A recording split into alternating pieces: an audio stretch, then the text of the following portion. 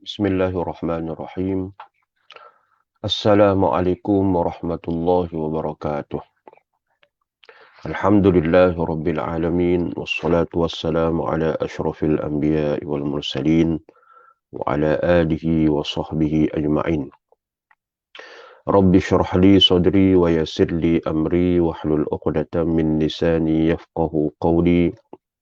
Subhanaka la ilma lana illa ma 'allamtana innaka antal alimul hakim.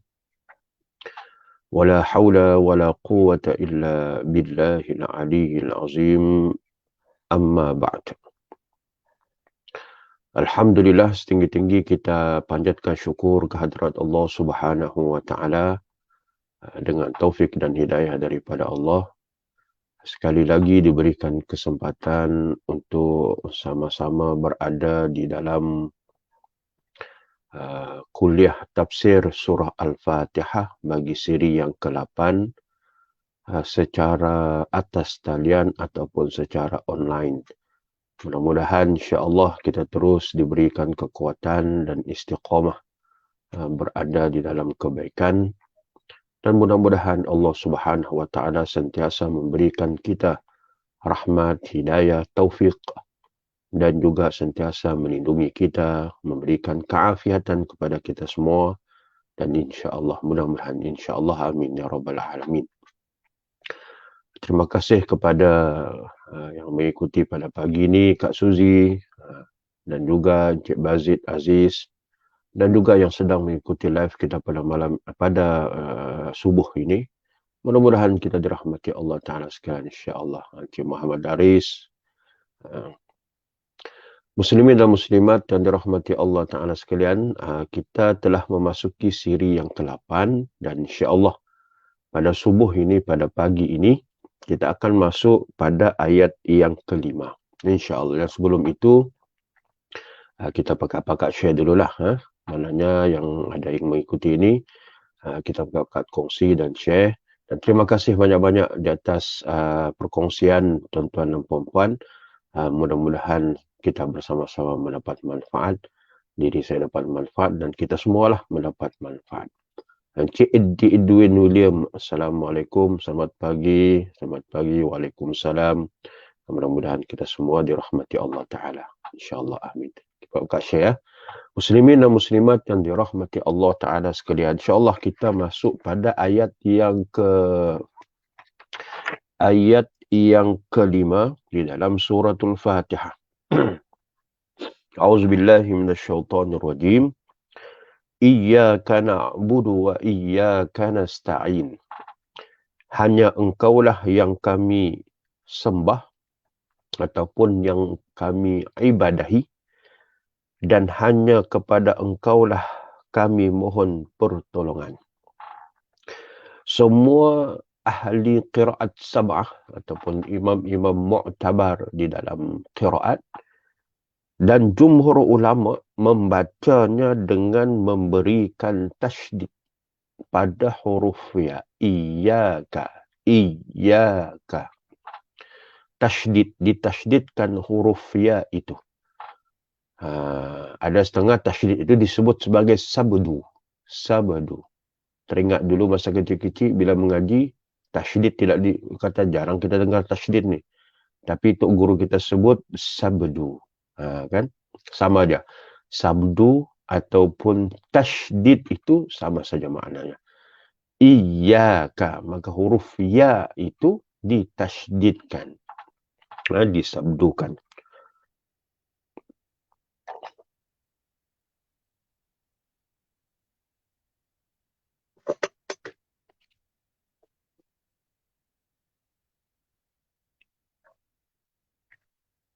Sedangkan kata nasta'in dibaca dengan memfathahkan huruf nun. Nasta'in. Huruf nun itu difathahkan. Kena baca nasta'in. Menurut bahasa, kata ibadah bererti tunduk patuh. Sedangkan menurut syariat, ibadah bererti ungkapan dari kesempurnaan cinta, kedudukan, dan ketakutan. Ini okey. setengah ulama sebut dalam suratul Fatihah ni adalah kunci segala maksud di dalam Al-Quran. Surah-surah dalam Al-Quran. Maka di dalam suratul Fatihah ini, dia punya kunci dan lebih utamanya adalah pada ayat yang kelima ini.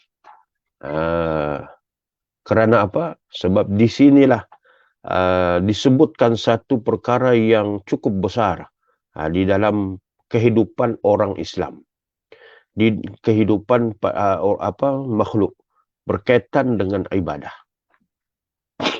Bila sebut iyyaka, hanya engkaulah sahaja.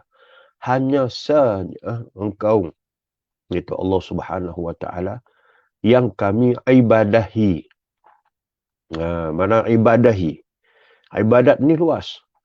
Dan ibadat ini merujuk kepada itulah amalan yang akan diperhitungkan oleh Allah Subhanahu wa taala bila Allah Taala menyebut Maliki Yaumiddin, menegaskan kepada kita, beritahu kepada kita Allah memiliki, Allah kata menguasai hari pembalasan.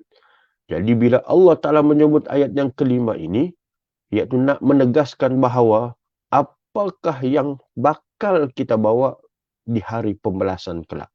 Antaranya apa dia? Yang sangat penting. Orang kepada kata keyword dia, iaitu ibadah. Maka di sini kita menyebut iyyaka na'budu. Hanya sahaja engkau, ya Allah, kami ibadahi. Kami sembah. Itu disebut. Jadi disebut ibadah ni. Apa makna ibadah? Maka membawa maksud ibadah ini adalah tunduk dan patuh. Tunduk dan patuh. Makna ibadah itu tunduk dan patuh. Bolehkah tuan-tuan? Masya Allah, tabarakallah. Kadang-kadang inilah menjadi satu cubaan kepada kita sebagai makhluk ni. Bila tahap kita ni sama ada sampai kepada tunduk dan patuh kepada Allah Subhanahu wa taala. Kadang-kadang ada orang sahaja sekadar ibadah. Makna ibadah tunduk dan patuh. Tetapi dalam kesempurnaan ibadah, kadang ada yang patuh semata-mata. Patuh, suruh sembahyang 5 waktu sehari semalam, dia patuh. Tetapi dia meninggalkan ibadah-ibadah wajib yang lain. Ada ibadah-ibadah yang wajib yang lain. Maknanya, belum sempurna ia di dalam perkara ibadah itu. Sedangkan ibadah itu tunduk dan patuh. Kita sembahyang bermakna tu kita tunduk dan patuh terhadap Allah Ta'ala perintahkan sembahyang, maka kita pun buat.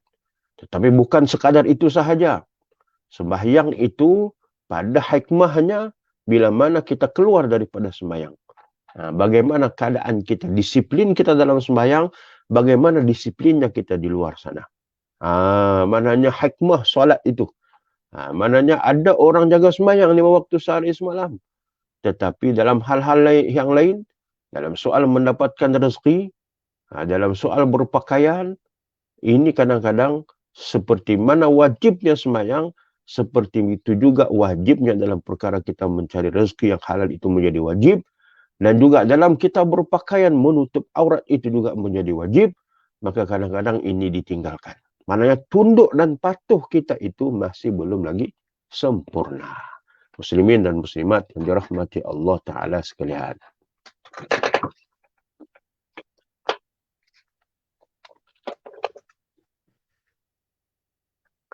Disebutkan di sini bahawa didahulukan maf'ul objek iaitu kata iyyaka. Dan sebelum itu, menurut pandangan syariat yang disebutkan ibadah itu bererti ungkapan dari kesempurnaan cinta, ketundukan dan ketakutan.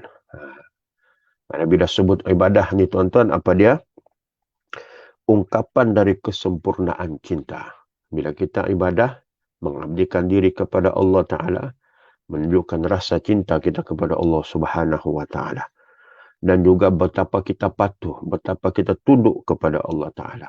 Bukan setakat itu, menzahirkan, melahirkan, merasakan takutnya kita kepada Allah Subhanahu wa Ta'ala.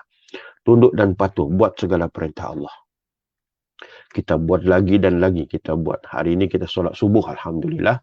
Kemudian pula solat zuhur selepas ini. Maknanya kita buat itu bila sampai satu tahap bukan tanpa disuruh.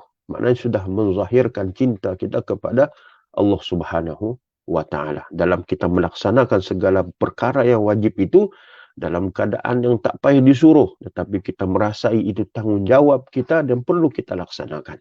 Kalau itu tunjukkan kecintaan kita kepada Allah, tunduk dan patuh kita kepada Allah dalam kesempurnaan kita beribadah.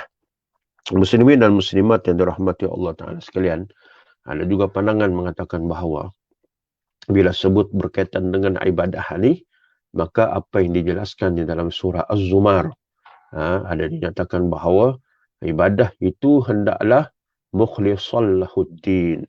Maknanya hendaklah dalam keadaan kita mukhlis, maknanya orang yang ikhlas.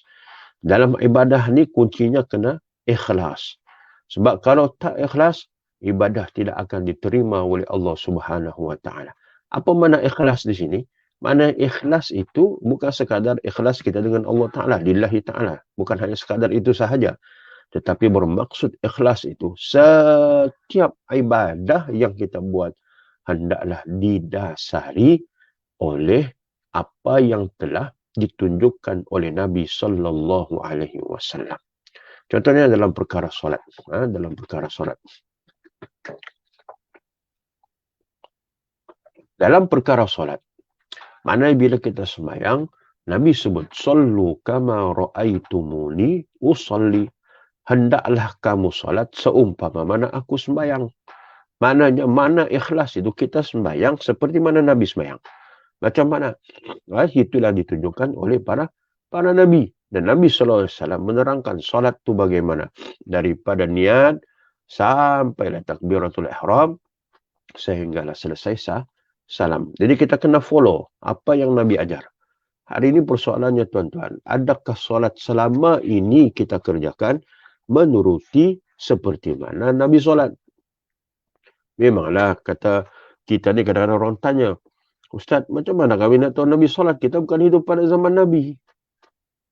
Tetapi Nabi SAW meninggalkan hadisnya. Ada sebuah hadis Rasulullah. Allah menyebut dalam Quran, aqimus salah. Hendaklah kamu mengerjakan sembahyang. Namun diperincikan caranya itu melalui hadis-hadis Nabi SAW. Dan hadis-hadis inilah menerangkan tata cara bagaimana Nabi SAW untuk solat. Hari ini kita sembahyang lama dah. Sembahyang daripada kita balik sampai dah umur sekarang. Adakah pernah untuk kita memperbaiki solat kita? Ataupun selama ini bagaimana kita solat? Ataupun hanya sembahyang semata-mata, kan? Tapi kita tak tahu. Kalau contohnya, kiranya tuan-tuan, kita bila masuk solat, kita niat, kemudiannya kita takbiratul ihram. Kan? Kita takbiratul ihram, Allahu Akbar. Kadang-kadang kita tidak boleh bezakan lagi. Apa makna takbiratul ihram? Kadang-kadang orang keliru. Dia kata takbiratul ihram tu angkat tangan, Allahu Akbar. Kalau orang tak angkat tangan, sahkah sembahyang? Dia kata tak sah.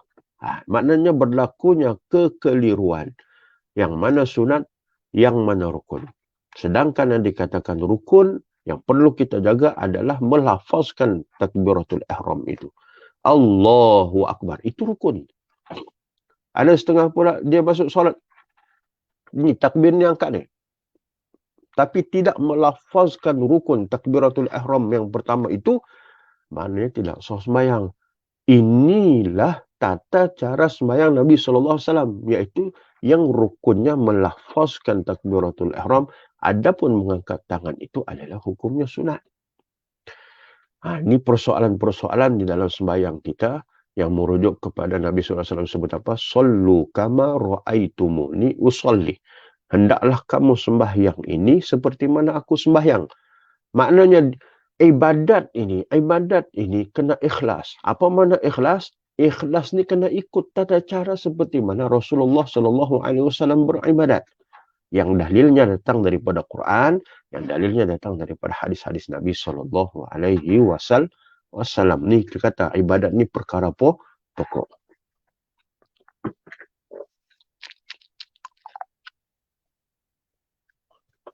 Muslimin dan muslimat yang dirahmati Allah Subhanahu wa taala sekalian. Terima kasih kepada yang bersama-sama pada pagi ini. Mudah-mudahan semuanya dirahmati Allah taala sekalian, insya-Allah.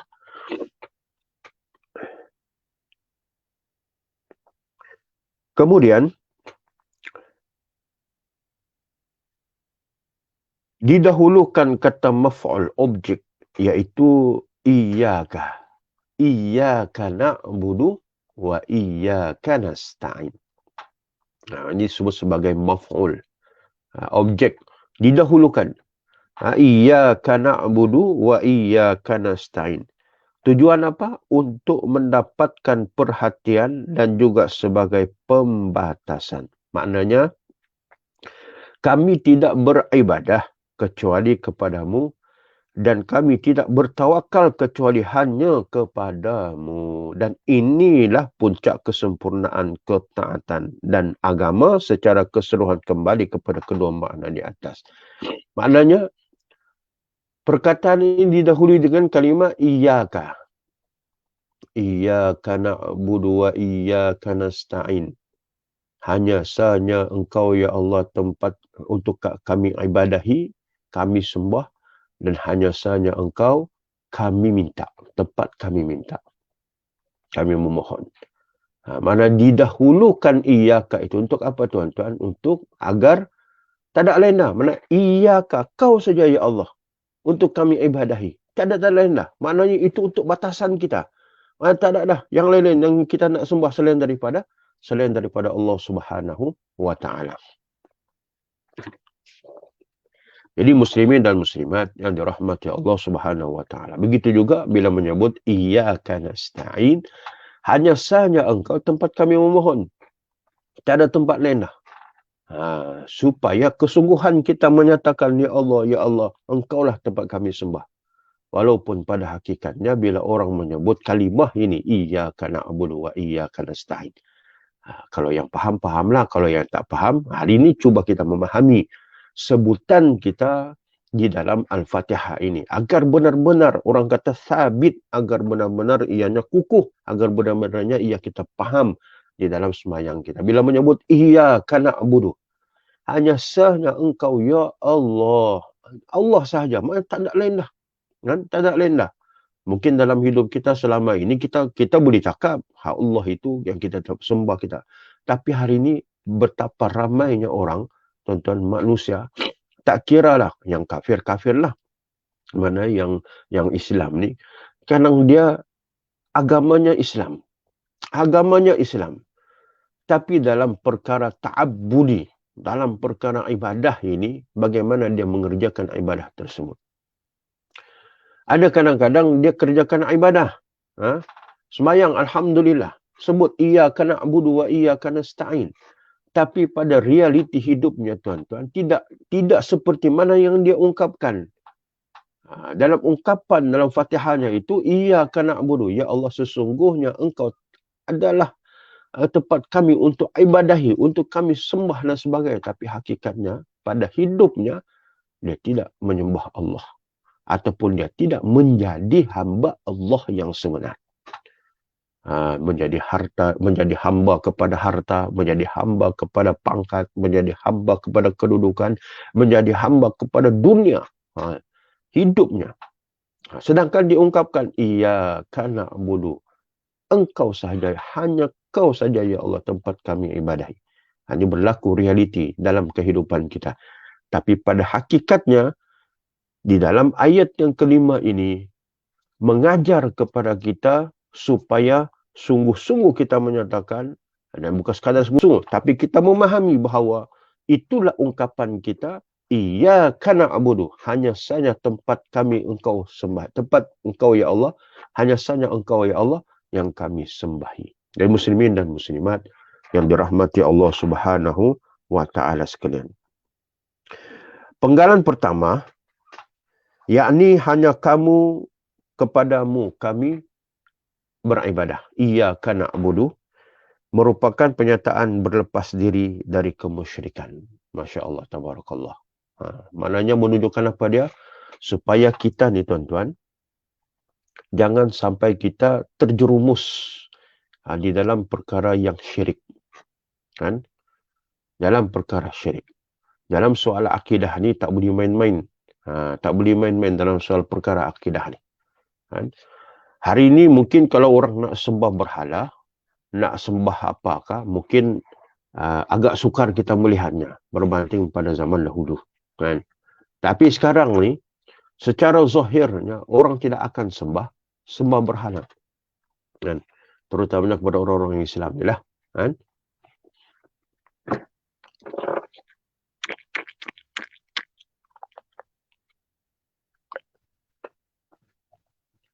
Tapi makna iyaka itu membawa apa dia? Membawa kepada kita tentang supaya kita ini terlepas diri kita daripada sifat syirik. Sifat syirik. Berlaku syirik ni tuan-tuan, syirik khurafat yang merosakkan akidah ni berlaku di sekitar kita pada setiap kehidupan kita. Diuji dengan rezeki, akhir sekali tak semena-mena tuan-tuan boleh sahaja tergadainya akidahnya. Allah uji dia kesusahan. Ni dalam PKPB ni. Satu ujian yang, ialah kita diuji oleh Allah Ta'ala. Yang bekerja kurang pendapatan. Kemudiannya bagaimana Allah uji dengan rezeki. Kan? Jadi ini kena itulah kita menghadapi ujian ini. Allah sudah ajar kita. Allah sudah menunjukkan cara bagaimana nak menghadapi ujian. Flow dia mudah sahaja. Mudah, ialah mudah kita nak sebut. Tapi mudah-mudahan kita mudah juga dalam kita beramal. Allah cerita, ma asabakum min musibatin illa biiznillah. Apa saja musibah kepada kamu itu, semuanya itu adalah dengan izin Allah Ta'ala untuk dia berlaku. Allah cerita nabluwannakum bi syai'in minal khaufi wal ju'i wa naqsin min amwali wal anfusi was thamarat wa basyiris sabirin. Allah cerita ujian yang datang kepada kamu itu berbentuk apa? Ketakutan, kelaparan, takut hilang harta, kemudian tumbuh-tumbuhan jadi berkurangan dan sebagainya. Tapi pangkal ayat itu menyebut wa basyiris sabirin. Kenapa Allah Ta'ala sebut jenis-jenis ujian, lalu Allah Ta'ala sebut wa basyiris sabirin. Berita gembira orang-orang yang sabar. Maknanya segala musibah di dalam hidup kita ni, apapun dia datang, orang sabar ini menjadikan berita gembira kepada dia. Kenapa? Dalam suratul Ankabut ayat yang kedua. Ahasiban nasu ayyutraku ayyaqulu amanna wa hum la yuftanun. Kamu menyangka kamu itu beriman, aku beriman. Tapi sedangkan kamu belum diuji. Bila kamu diuji, seperti mana sebutnya jenis ujian itu datang kepada kamu, bagaimana ujian itu sebenarnya apa dia? Untuk melihat iman kamu bagaimana. Jadi orang beriman, langkah yang pertama bila dia diuji oleh Allah Subhanahu Wa Taala, dia sabar. Ini langkah pertama. Allah suruh kita sabar. Wabashirus sabirin. Allah suruh kita sabar. Tapi bukan sabar sembarangan sabar. Sabar gitu saja. Tak apa dah ujian. Tak. Ayat seterusnya. Ila asabathum musibah qalu inna lillahi wa inna ilaihi raji'un. Allah Ta'ala sebut apa? Bila mereka ini timpa musibah, apa lagi mereka sebut? Qalu inna lillahi wa inna ilaihi raji'un. Mereka sebut kita datang daripada Allah. Kita kembali kepada Allah Subhanahu Wa Ta'ala. Masya Allah. Tuan-tuan, kita faham tak? Maknanya Allah perintahkan kita sabar. Orang sabar ni tuan-tuan, orang sabar ni bila diuji, dia akan kembali kepada Allah Subhanahu Wa Ta'ala. Apa makna kembali tuan-tuan? Maknanya kembali kita kepada Allah Ta'ala, iaitu mendekatkan diri kepada Allah Ta'ala dengan ibadah. Dia akan balik ke situ juga. Apapun hidup kita ni bila diuji, maka mereka ini akan kembali kepada Allah Subhanahu Wa Ta'ala dengan cara bagaimana? Iyyaka na'budu, seperti mana ungkapan kita dalam suratul Fatihah, iaitu mengabdikan diri kepada Allah Ta'ala. Mungkin ujian yang datang itu supaya nak menyedarkan kita. Kamu ni lalai dah. Lalai banyak dah ni. Kena kembali, kena kembali. Inna lillahi wa inna ilaihi raji'un. Kena kembali ni, kena kembali. Syukur tuan-tuan bila kita diuji, kita sabar, kita faham, lalu kita kembali kepada Allah Ta'ala. Sebab kita memahami apa? Supaya Allah nak ajar kita. Segala ujian musibah apa semua ni, Allah nak ketuk hati kita. Allah nak ketuk hati kita supaya kita kembali kepada Allah Ta'ala. Maknanya, bila diuji segala macam ujian, jangan engkau berpaut selain daripada Allah Subhanahu wa Ta'ala. Tuan-tuan dirahmati Allah Ta'ala sekalian, kita ni ialah ujian. Ujian, COVID ni ujian.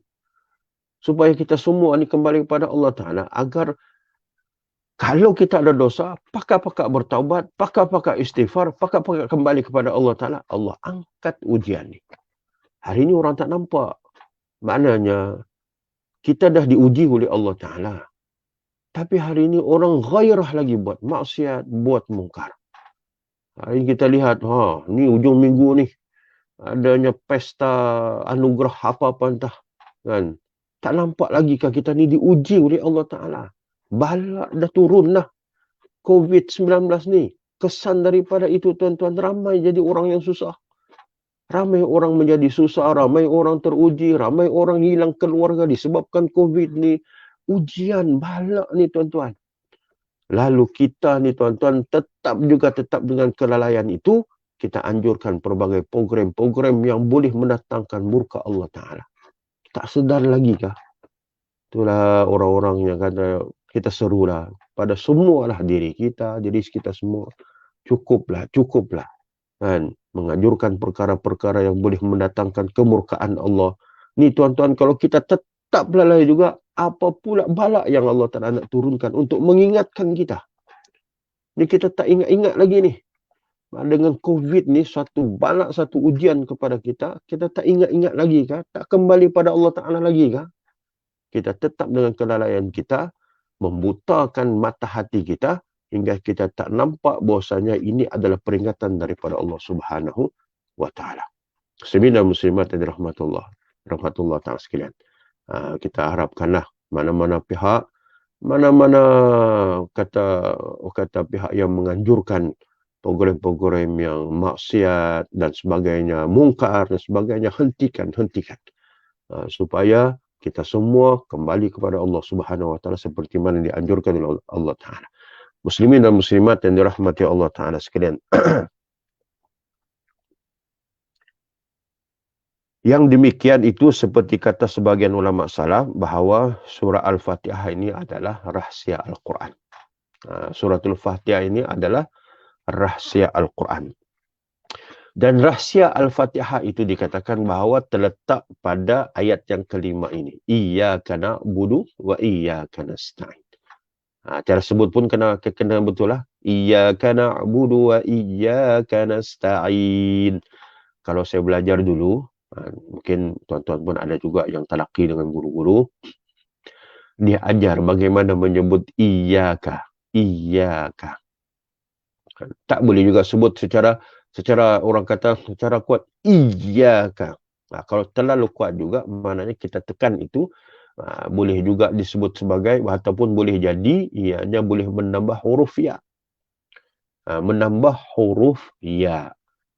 Sedangkan ya di situ ada dua saja. Kalau kita tekan lagi iyyaka, boleh jadi sampai 3, sampai boleh jadi 4 huruf. Jadi guru kita mengajarlah. Guru saya dulu mengajar, dia beritahu kata, bila menyebut iyyaka itu, tuan-tuan, lidah kita gini, nampak lah? Lidah kita begini. Bila kita menyebut iyyaka, dia terbuka lalu naik ke langit kita. Iyyaka. Dia naik ke langit kita. Iyyaka. Bukan iyyaka. Maknanya syaddah tiada. Itu tak boleh, tak kena. Kita menyebut dengan syaddah, dengan cara lidah kita. Kalau lidah kita gini, maknanya, nak sebut gini, gini, dia naik ke langit, dia terbuka. Iyyaka. Dia naik ke langit, dia terbuka. Iyyaka. Gitu. Itu guru kita, guru yang pernah saya talaki lah. Iyyaka na'budu wa iyyaka nasta'in. Iyyaka na'budu wa iyyaka nasta'in. Na'budu. Du tu pendek. Nah, pula dibaca iyyaka na'budu wa, itu salah. Iyyaka na'budu wa iyyaka nasta'in. Nasta'in. Ta. Bukan to. Karena ada orang tebalkan. Nasta'in. Sobri. Kalau salah baris pun boleh bertukar makna kan Ustaz? Betul. Asal bertukar baris, dia akan membawa kepada perubahan makna. Itu bahaya. Dan kalau bertukar kata makna, kalau dalam solat, tentu sekali yang menegurnya itu adalah co-pilot di belakang itulah. Maknanya kena tegur. Kalau tak ni, boleh mufarraqah. Cidir lalla jalik. Assalamualaikum Ustaz. Waalaikumsalam. Puan Ayunah. Ayunah ni puan ke saudara? Yalah. Assalamualaikum Ustaz dan semua rakan-rakan kuliah. Alhamdulillah. Jadi, bila menyebut iyyaka na'budu wa iyyaka nasta'in. Jadi, ulama salaf menyebut kata, Quran ini, seperti mana sebagian ulama salaf, surah Al-Fatihah adalah rahsia Quran.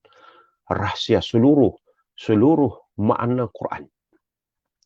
Di dalam suratul Fatihah ini, ayat iyyaka na'budu wa iyyaka nasta'in ini adalah rahsia pada suratul Fatihah. Sungguh hebat tuan-tuan.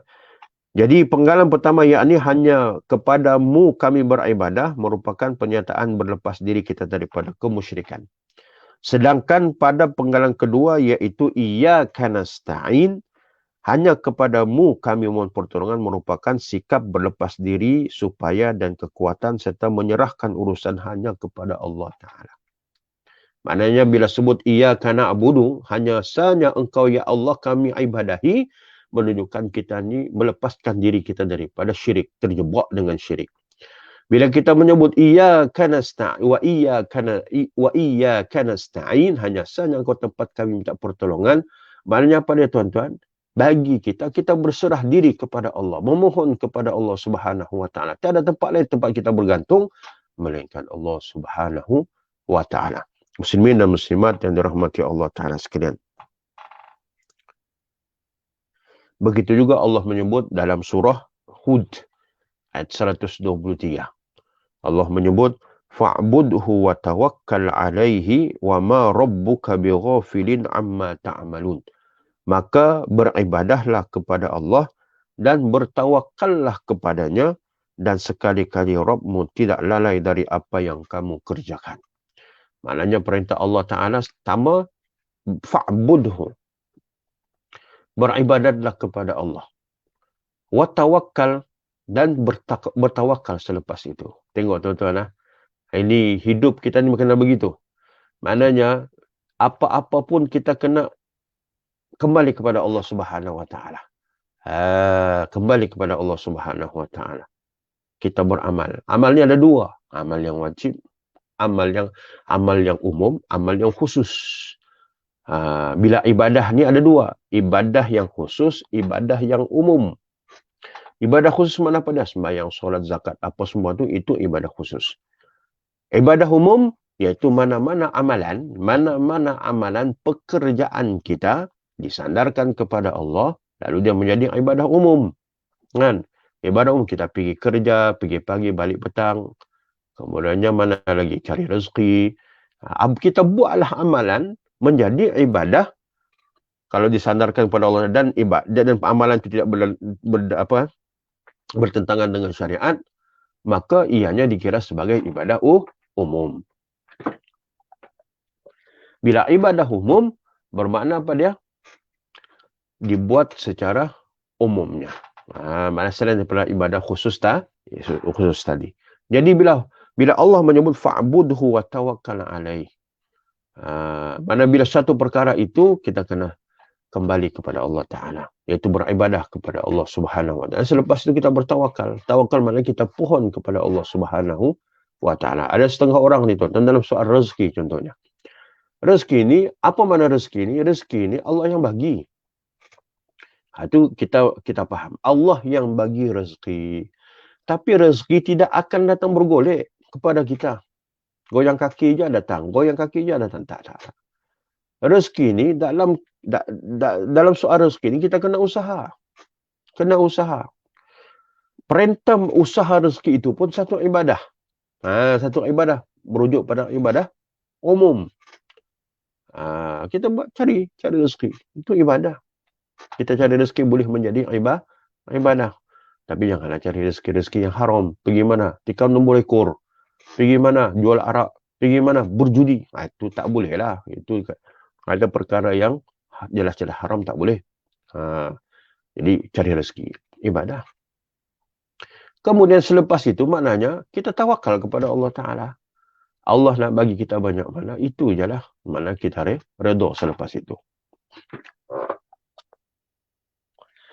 Muslimin dan muslimat yang dirahmati Allah Subhanahu wa Ta'ala sekalian.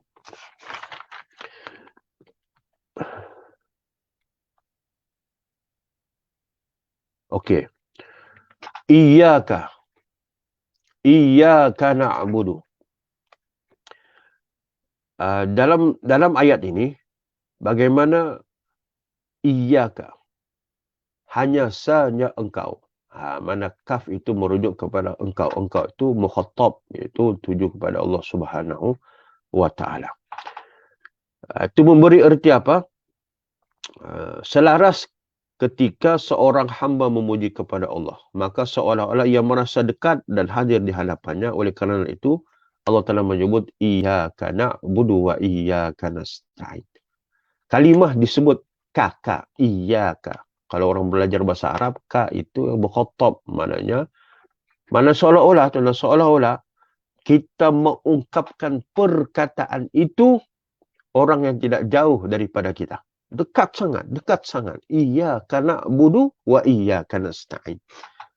Mana dekat sangat? Dia di depan kita. Umpamanya begitu. Ini juga yang menunjukkan bahawa pada tuan-tuan, kita teringat lagi hadis yang sebelumnya dalam muqaddimah. Dalam siri pertama dulu menceritakan tentang keutamaan suratul Fatihah. Hadis yang panjang yang mana Allah menyebut keadaan bila yaqulullahu ta'ala dalam hadis qudsi, qasamtu as-salatu baini wa baini 'abdi. Maknanya panjang hadis itu menceritakan tentang dia kata sembahyang aku baikkan pada dua. Yang satu dia kata li 'abdi untuk aku, wa li 'abdi ma sa'ala. Yang satu lagi untuk apa-apa yang diminta oleh hambaku. Contohnya bila kita menyebut alhamdulillahi rabbil alamin, maka dijawab oleh Allah Ta'ala, hamidani abadi. Kita menyebut yang tu, Allah jawab, sesungguhnya hambaku ini sedang memuji aku. Kemudian ar-rahmanir rahim, lalu Allah jawab, asna alayya abadi. Bagaimana Allah Ta'ala juga memuji kepada aku, membesarkan aku. Kemudian sampailah bila disebut iyyaka na'budu wa iyyaka nasta'in, maka Allah Subhanahu wa Ta'ala menyebut qala hadza baini wa baina 'abdi wa li 'abdi ma sa'ala. Bagaimana Allah Ta'ala menyebut dan membalas apa yang kita baca itu? Dia kata jika ia mengucapkan iyyaka na'budu wa iyyaka nasta'in, untuk hambaku, dia kata apa bahagian diriku dan hambaku dan aku akan memberikan dia apa yang dia minta. Allah kan. Jadi maknanya kalimah ka itu umpama dekat. Maka dekat itulah tuan-tuan dalam ibadah yang mendekatkan kita diri kepada Allah Subhanahu wa Ta'ala ini adalah ibadah solat. Dan ini adalah perkara pokok. Kita tuan-tuan, anak kita pun tak ada alam kita mentarbiah anak-anak kita, mengajar anak-anak kita yang dianjurkan oleh Nabi SAW. Ini sistem tarbiah Nabi. Bagaimana Nabi menyebut umur anak kita 7 tahun sudah diajar sembahyang. 7 tahun sudah diajar solat. Tuan-tuan, anak kita membesar dengan kita. Sebenarnya, pengajaran solat itu bermula daripada dia kecil sampai dia besar. Tu kadang-kadang kalau kita ada anak kecil, mak ayah dia sembahyang, maka dia akan tengok. Sehinggalah umurnya 7 tahun. 7 tahun pun kita ajar dia sembahyang ajar. Bila umurnya masuk kepada 9 tahun, mana sudah kita perintahkan ia sembahyang. Ajar dengan perintah lain. Ajar kita tunjukkan mak bapak jadi contoh. Mak bapak jadi guru. Adapun perintah, mana sudah sampai satu tahap, jikalau dia tak sembahyang ketika umur 9 tahun itu, makanya kita boleh pukul. Agama anjurkan boleh pukul. Ajaran kita boleh anjurkan boleh pukul. Tapi pukul itu untuk mendidiklah. Bukan bermakna pukul untuk mendera. Tapi untuk mendidik. Bagaimana pentingnya sembahyang ini. Perkara ibadah, perkara pokok. Tuan-tuan, tak ada guna muka handsome.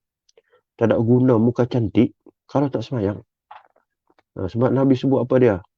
Orang tak sembahyang ni ibarat bangkai yang berjalan.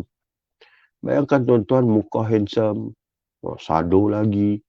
Kemudiannya muka cantik, pakai makeup sana sampai kata bermakeup melebih-lebih, nampak dia cantik, tapi tak solat. Tak ada guna, tak ada guna. Disebut sebagai ibarat bangkai yang berjalan. Sebut bangkai ni tuan-tuan, tak ada nilai kalau bangkai ni. Contohnya kalau kata kita ni ada lembu besar sadu, kemudian mati di tepi jalan. Bukan kerana disembelih dan sebagainya. Sanggup kita nak makan? Tak sanggup kita nak ambil nak makan. Kenapa? Satu, matinya itu bukan jalan syar'i. Maknanya dia jadi bangkai. Bila bangkai ni kita pun tak mau makan. Jadi bayangkan manusia tuan-tuan. Kalau tak sembahyang, Masya Allah Ta'ala. Masya Allah Tabarakallah. Kan? Makanya tak ada nilai lah di sisi Allah Ta'ala. Buat pun apa, kebaikan apa semua, belum tentu ada nilai di sisi Allah Ta'ala. Sebab perkara pokok dalam kita nak menjadi hamba sebenarnya hamba sisi Allah Ta'ala, iaitu dengan jaga solat. Itu di antara ibadah lah. Kemudian, iyyaka na'budu wa iyyaka nasta'in. Didahulukan iyyaka na'budu berbanding iyyaka nasta'in itu, kerana ibadah kepadanya merupakan tujuan. Tengok. Kenapa disebut iyyaka na'budu dulu? Hanya sahaja engkau, kami ibadah kepadamu. Maknanya mengabdikan diri kepadamu, mengibadahi. Kenapa? Ibadah dulu, baru disebut permohonan, nasta'in. Kenapa? Sebab ibadah ini tujuan hidup. Ibadah ini tujuan hidup. Allah menyebut dalam surah Az-Zariyat, وَمَا خَلَقْتُ الْجِنَّ وَالْإِنْسِ إِلَّا لِيَعْبُدُونَ. Tidak aku jadikan jin dan manusia ini melainkan untuk mengabdikan diri kepada Allah Subhanahu wa Ta'ala. Ini tujuan hidup. Tujuan hidup, tuan-tuan. Kalau kita tanya hidup kita atas muka bumi ini untuk apa? Untuk cari harta, untuk cari apa semua, itu salah. Tapi hendaklah kita mengabdikan diri kepada Allah Ta'ala. Ditanya, lalu apa makna nun pada firman Allah Ta'ala? Iyyaka na'budu wa iyyaka nasta'in. Kenapa diletakkan nun? Kami mengibadahimu ya Allah. Kami memohon kepadamu ya Allah. Kenapa tidak seorang? Sedangkan kita ungkap ni tuan. Masing-masing kan? Kenapa perlu? Kami. Maka inilah dijauhkan pertanyaan ini. Kata apa? Bahwasanya yang dimaksudkan dengan huruf nun itu adalah untuk memberitahu mengenai jenis hamba. Dan ada orang yang solat merupakan salah satu darinya. Apalagi jika orang-orang melakukannya secara berjemaah atau imam dalam solat memberitahukan tentang dirinya sendiri dan juga saudara-saudaranya yang beriman tentang ibadah yang untuk tujuan inilah mereka diciptakan. Maknanya apa dia tuan-tuan? Maknanya, Masya Allah, Tabarakallah. Maknanya bila disebut na'budu, nasta'in ini adalah untuk apa? Nak ceritakan kita, diri kita dan seluruh yang ada pada kita. Kita bila sembahyang seorang-seorang nak cerita kita ni. Dan ada juga orang-orang, kalau kita berjemaah lagi, nak cerita, ya Allah, kami ni kami. Mana kita semua ni menyatakan bahawa mengabdikan diri kepadamu dan juga memohon kepadamu. Muslimin dan muslimat yang dirahmati Allah Ta'ala sekalian. Ibadah ni, yang membawa ibadah ni, kalau dia melaksanakan ibadah yang khusus dengan sempurnanya, dan ibadah-ibadah yang lain. Semua ibadah ni maqam yang tertinggi. Sebab itu adalah tujuan hidup kita. Maqam yang tertinggi dan ia merupakan tujuan hidup dan itulah yang akan dilihat oleh Allah Ta'ala di mana? Maliki Yaumiddin. Di hari pembalasan nanti. Inilah yang kita akan bawa. Inilah yang kita akan bawa. Sekarang kita kena fikir, sebelum saya dah sebut juga. Kita ni di tahap hamba Allah Ta'ala ni setakat mana? Setakat mana kita sekarang ni yang kata menjadi hamba Allah Ta'ala? Dalam suratul Isra, Allah menyebut Rasulullah Muhammad sallallahu alaihi wasallam itu sebagai hambanya. Subhanalladzi asra bi'abdihi lailan minal masjidil haram ila akhir ayat. Maksudnya Allah yang memperjalankan hambanya.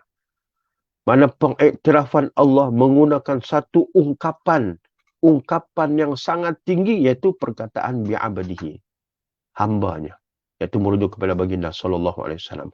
Itu satu pengiktirafan daripada Allah Ta'ala. Tuan-tuan, sejauh mana kita menjadi hamba Allah Ta'ala. Kemudian, dalam surah Al-Hijr, Allah menyebut, وَلَقَدْ نَعْلَمُ أَنَّكَ يَضِيقُ صَدْرُكَ بِمَا يَقُولُونَ فَسَبِّحْ بِحَمْدِ رَبِّكَ وَكُمْ مِنَ السَّاجِدِينَ وَاعْبُدْ رَبَّكَ حَتَّى يَأْتِيَكَ الْيَقِينَ. Allah menyebut, dan kami sungguh-sungguh mengetahui bahawa dadamu menjadi sempit disebabkan apa yang mereka ucapkan. Ini cubaan kepada Nabi sallallahu alaihi wasallam dalam menyampaikan risalah Islam. Maka bertasbihlah dengan memuji Rabbmu dan jadilah kamu di antara orang-orang yang bersujud, iaitu salat, dan sembahlah Rabbmu sampai datang kepadamu yang diyakini ajal. Masya Allah, tabarakallah. Bagaimana Nabi sallallahu alaihi wasallam mendidik bagaimana Allah SWT mendidik para Nabi. Dan khususnya pada Nabi kita Muhammad sallallahu alaihi wasallam. Bila diuji, maka kembali kepada Allah dengan solat. Malahnya ibadah ni, maqam yang tertinggi untuk menjadikan kita sebagai hamba Allah yang sebenar. Itu kena jagalah solat, kita kena jaga amalan-amalan yang wajib, kena jaga, semua kena jaga. Sebab kerana apa? Sebab itulah yang akan membuktikan kita sama ada hamba di sisi Allah ataupun tidak. Sebab dalam ungkapan kita, iyyaka na'budu wa iyyaka nasta'in ini, maka di sananya lahirnya kita yang benar-benar menjadi hamba Allah Subhanahu wa Ta'ala. Kita harapkan Allah, kita minta kepada Allah, ya Engkau saja ya Allah tempat kami untuk ibadah atau sembah, atau Engkau saja ya Allah, dan tempat Engkau saja kami memohon. Maka tuan-tuan dirahmati Allah Ta'ala sekalian, secara kesimpulannya bahawa dalam kalimah ini menunjukkan bahawa inilah orang kata sesuatu yang penting ataupun disebut sebagai rahsia dalam suratul Fatihah. Bila kita mengungkap iyyaka na'budu wa iyyaka nasta'in, hanya saja engkau ya Allah na'budu, kami sembahi, kami ibadahi, wa iyyaka nasta'in, dan hanya saja engkau ya Allah tempat kami memohon. Jadi dua perkara ini tuan-tuan, ibadah dan pohon. Ibadah ini adalah tujuan hidup kita, dan senantiasa kita meminta kepada Allah Ta'ala itu adalah ibadah juga. Jadi menyebut bila kita menjadikan Allah ibadah itu tujuan hidup kita, dan sentiasa bergantung harap kepada Allah Subhanahu wa Ta'ala, ataupun disebutkan tadi bahawa bila kita merujuk kepada ibadah, kita memohon iyyaka na'budu, itu hanya saja engkau ya Allah tempat kami sembah, tempat kami untuk beribadahi, itu adalah untuk membebaskan diri kita daripada kemusyrikan. Wa iyyaka nasta'in, dan hanya saja engkau tempat kami memohon untuk melepaskan diri kita bergantung harap daripada selain daripada Allah Ta'ala. Mudah-mudahan, insyaAllah, mudah-mudahan ungkapan kita dalam suratul Fatihah ini menambahkan rasa faham kita terhadap apa yang kita sebut iyyaka na'budu wa iyyaka nasta'in. Dan mudah-mudahan insyaAllah kita lebih faham, kita lebih mengerti apa yang kita sebut dalam suratul Fatihah ini, akan menjadikan lagi kita khusyuk di dalam solat kita, insya-Allah. Bukan sekadar dalam solat tuan-tuan, cuma dipraktikkan juga, iaitu apabila kita berada di luar solat. Wajarkah kita ungkapkan iyyaka na'budu wa iyyaka nasta'in, hanya engkau saja kami ibadahi, dan hanya engkau saja kami tempat meminta. Wajarkah tuan-tuan bila di luar hidup kita ni tuan-tuan, bila suruh beribadah kita tak beribadah. Bila Allah Ta'ala perintahkan, kita tak buat. Allah Ta'ala larang, itu yang dibuatnya. Masya Allah Ta'ala. Itu tak kena. Seperti mana ungkapan kita. Bila di luar tuan-tuan kita diuji, tapi kita tak minta pun dengan Allah Ta'ala. Yang kita minta tuan-tuan secara keterlaluan ataupun secara selalunya apabila hanya minta kepada makhluk. Jadi maknanya mudah-mudahan apa yang kita sebut di dalam solat itu juga kita dapat realitikan di luar solat. Iyyaka na'budu wa iyyaka nasta'in. Iyyaka na'budu wa iyyaka nasta'in. Shadaqallahul azim. Alhamdulillah. Hanya sekadar itu sahaja. Ayunah mendidik anak-anak dengan sebaik-baiknya untuk cintakan dan mendapatkan cinta Allah Subhanahu wa taala. Amin amin ya rabbal alamin. Mudah-mudahanlah anak-anak ni kita punya aset kita, saham kita. Bila kita mati, mereka inilah doa untuk kita. Dan mudah-mudahan mereka semuanya menjadi soleh dan solehah. Kita berbuka doa dan usaha untuk supaya mereka ini mendapat didikan yang sebaik-baiknya. Terima kasih kepada semua. Mudah-mudahan apa yang dikongsikan pada pagi yang penuh barakah ini akan mendapat manfaat pada diri saya dan kepada semualah. Kita tutup dengan bacaan doa. Auzubillahi minasyaitonir rajim. Bismillahirrahmanirrahim. Alhamdulillahirabbil alamin wassalatu wassalamu ala asyrafil anbiya'i wal mursalin wa ala alihi washabbihi ajmain. Allahumma faqihna fid din wa 'allimna ta'wil wa hdina siratal mustaqim. Allahumma a'inna ala zikrika wa syukrika wa husni ibadatik. Ya Allah ya Tuhan kami, ampunkanlah dosa kami, ampunkanlah dosa kedua ibu bapa kami, ampunkanlah dosa keseluruhan kaum muslimin dan muslimat sama ada yang masih hidup ataupun yang telah mati. Ya Allah, ya Tuhan kami, jikalau di kalangan kami ada yang diuji dengan kesakitan, sembuhkanlah mereka. Jikalau ada yang diuji dengan kesempitan hidup, maka lapangkanlah hidup mereka. Jikalau mereka ini diuji dengan rezeki, ya Allah, bantulah mereka untuk dilapangkan rezeki, ya Allah. Ya Allah, ya Tuhan kami, berikanlah kekuatan kepada kami untuk menggapai hidayah-Mu. Ya Allah, ya Tuhan kami, berikanlah kekuatan kepada kami untuk menghadapi segala musibah ini, ya Arhamar Rahimin. Ya Allah, ya Tuhan kami, berikanlah kekuatan kepada kami untuk terus istiqamah di atas jalan-Mu, ya Arhamar Rahimin.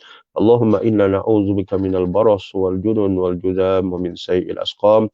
ربنا آتنا في الدنيا حسنة وفي الآخرة حسنة وقنا عذاب النار وصلى الله على سيدنا محمد وعلى آله وصحبه أجمعين والحمد لله رب العالمين. InsyaAllah kita akan bertemu lagi pada sesi akan datang. Mudah-mudahan semuanya dirahmati Allah Ta'ala. Amin ya Rabbal Alamin. Assalamualaikum warahmatullahi wabarakatuh.